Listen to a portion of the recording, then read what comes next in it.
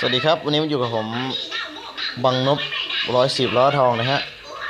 /Facebook นะครับวันนี้จะมาเล่นแอปนี่นะฮะโค้ด3นะฮะเป็นโค้ดไซเรนนะฮะเรามาลองเข้าไปดูกันเลยเสียงมันจะเล้าขนาดไหนปึ๊บเข้าไปแต่แอปนี้มันจะเป็นเสียงเงินซื้อนะฮะครั้งแรกแล้วกดตรงนี้เข้าไป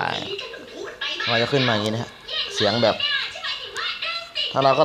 ต่อเข้ากับเครื่องเสียงรถยนต์แล้วก็ออกตรงลำโพงหน้าฮะต่อลำโพงหน้าโอ้โหโคตรดังเลยฮะลั่นครับพี่น้องลั่น มาลองกันเลยครับเสียงแรกนั่นนะอันน่ะอยากรู้ตัวสิจับไปเสียงแรกก็จะเป็นเสียงดับเพลิงนะฮะ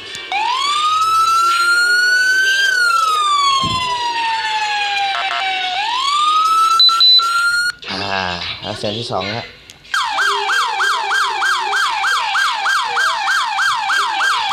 ปิดไปเสียงยิงฮะอันนี้เสียงดับ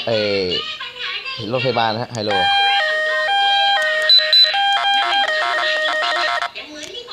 เราก็มาเล่นข้างล่างไม่รู้ว่ามันคืออะไรแล้วก็ปิดมันไปแล้วตอนนี้เหมือนเราปิดเปิดกล่องนี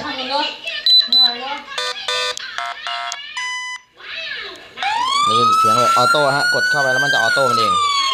มันจะรันทุกเสียงของมันเลย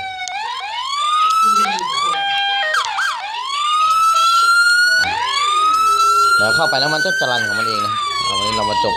คลิปแค่นี้นะฮะเดี๋ยวมาคลิปหน้าเดี๋ยวจะมาเล่นใหม่สวัสดีครับ